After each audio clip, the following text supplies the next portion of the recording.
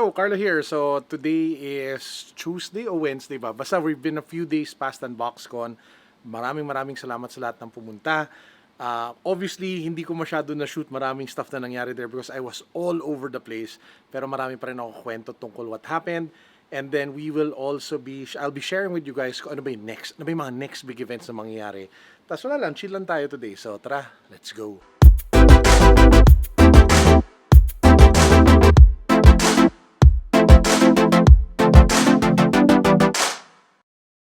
Bago ang lahat, nandito na naman tayo in our walk-in closet, our fragrance of the day. This is really nice, oh. Sa mga nagtatanong, one of my favorites, Dior Homme.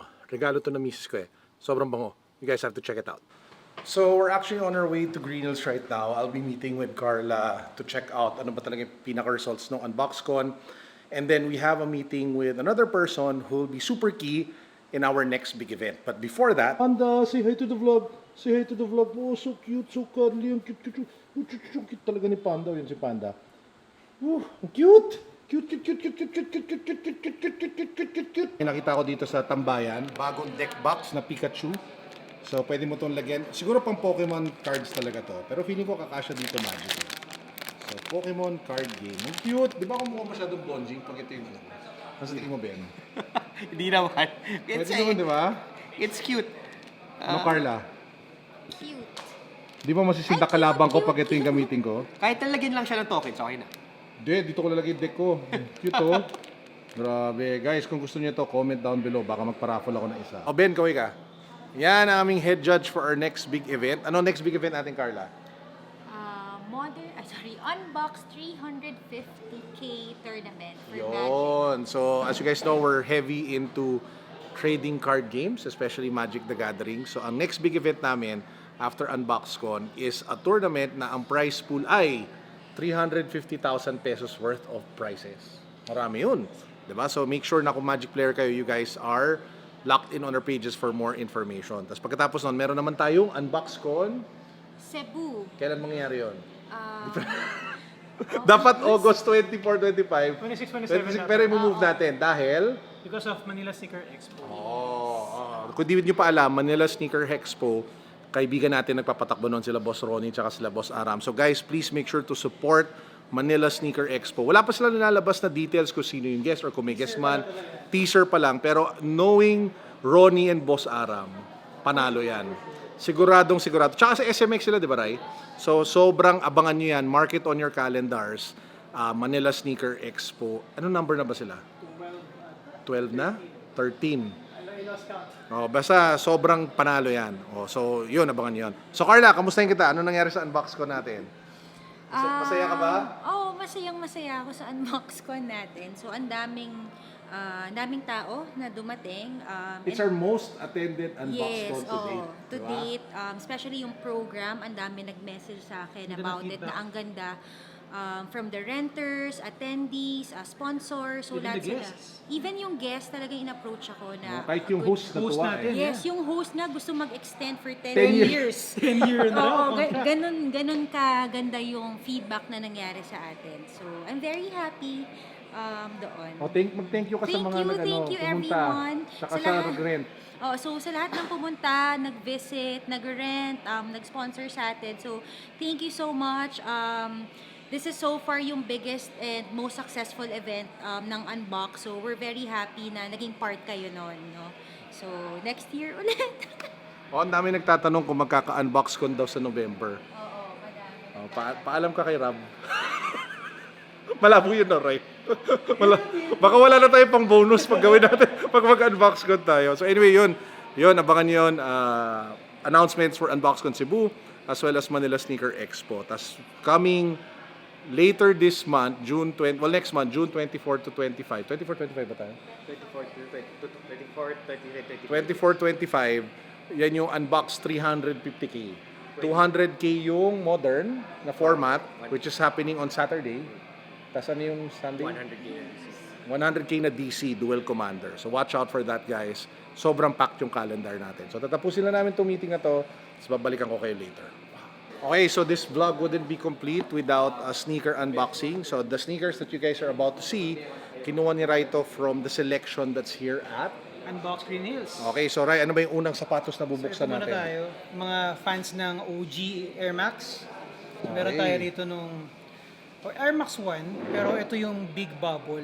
You know. Yan, titignan ninyo. Si air unit niya is bigger than usual. Yes, sir. Kasi normally parang sliver lang yun ng air Yes, na yes. nakikita na visible eh. Diba? Pero sobrang naging revolutionary ang Air Max kasi I think it's one of the first sneakers that made the technology visible. Yes. Diba? Yes, yes. And that paved the way for all the other Air Maxes that you guys see today, like the Vapor Max, the 270s, the 720s, and all the different variations. I'm not sure if yun yung pinakauna. Please don't quote me on that. Pero feeling ko isa siya sa mga baka nauna. Sabi dito, yan no? It's a 86 OG. So yan yung pinakaunang colorway, ganun ba yun? Well, this is one of the OG colorways, yes. So white and red. So ang ganda, linis. So very easy to wear, very comfortable. Pinker Hatfield yan. Yan, ang ganda guys. So kitang-kita ninyo yung air unit dito sa baba. Okay, ano yung next sneaker natin? Next, uli natin tong minimalist. Air Max ulit. Air Max ulit. Ang Air Max pangalan Day nito ba? is Air Max 90. Yan, nakalagay fly leather. Okay. Tapos, this is parang collaboration siya eh. With, di mo alam. A name of an artist kasi nakalagay doon sa... Rohan nakalagay. Rohan Wang. Rohan Wang. So, siguro yung familiar, paki-comment down kung anong klaseng collaboration yan. Pero, nung nakita ko, mukha siyang, parang siyang Chunky Donkey, no? Oo, dun sa colors. Ganda nung yellow badge sa likod, oh. Pareho lang ba kulay? Yes, yes, pareho lang. Oo. So comment down below what you guys think of this sneaker. Kung cup ba siya or drop. Ako personally, mas gusto ko pa rin yung una.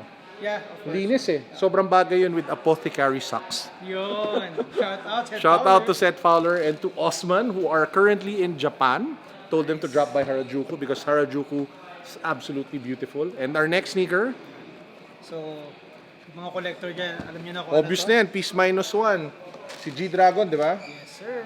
So very clean. Ano tawag dito? Wando? Huondo. Kuondo. Triple white. Ganda oh. May badge siya. Parang shield. Dahil ba tawag dyan? Shroud. Yeah. Shroud. So yung isa nakalagay piece minus one. Ito nakalagay Nike. So medyo high fashion siya na slight. Ano yung nasa likod ng heel? Yung logo na Oh, yung logo na flower oh.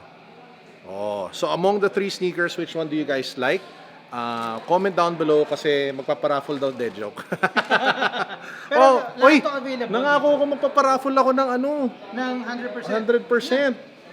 So ano? So i-announce ko sa next vlog. Sige, next vlog. Next vlog mag-a-announce kami winner. Kung hindi nyo pa nakikita yung vlog with the mechanics, make sure to check it out and link it down below.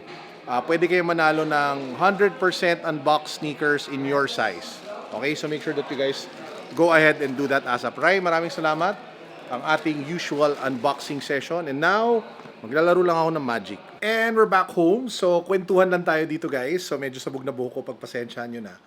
By the way, I played in Magic the Gathering EDH tournament. So, commander na multiplayer. And that was my first time to win. Oh, di ba nanalo ako? Champion, winner. Di ba? I won 2 pods of 4 players each. Tapos yung isang pod natalo ako. Pero yung score total ko allowed me to be first. So, picture with the magic of editing ng panalo ko. Anyway, so ano yung highlights natin sa Unbox Con? So, ako tatanungin nyo. Number 1, the biggest highlight, obviously, was, getting the support of all of you, lalong-lalo na all of you who came out and supported and went to the event. Maraming salamat. It is by far our biggest Unbox Con yet. Number 2 would be getting to hang out with sila Seth and sila Osman, talking about potential partnerships with their sock brand, Apothecary for the Philippines. That was super awesome. In terms of the program, mga highlights ko would be obviously that fireside chat with Ninong Rai as well as DJ Big Boy Cheng. Sobrang nag-enjoy ako doon. Laugh trip lang talaga. Tawanan lang kami ng tawanan. And then I had that one-on-one with Lenil Yu that I met him actually when I was way younger. And he has always been one of my biggest inspirations. And it was such an honor and privilege to have him there during the program. And of course, meeting our hosts, lalong-lalo na si CK tsaka si Mikey. And wala, talaga sobrang mind-blown. Ang sarap na talaga na feeling after nung Unbox Con. And lalong-lalo na seeing all of the hard work of the team pay off, no? In mounting and pulling off such a tremendous, amazing event. So, again, to every single one of you who came out and supported, thank you.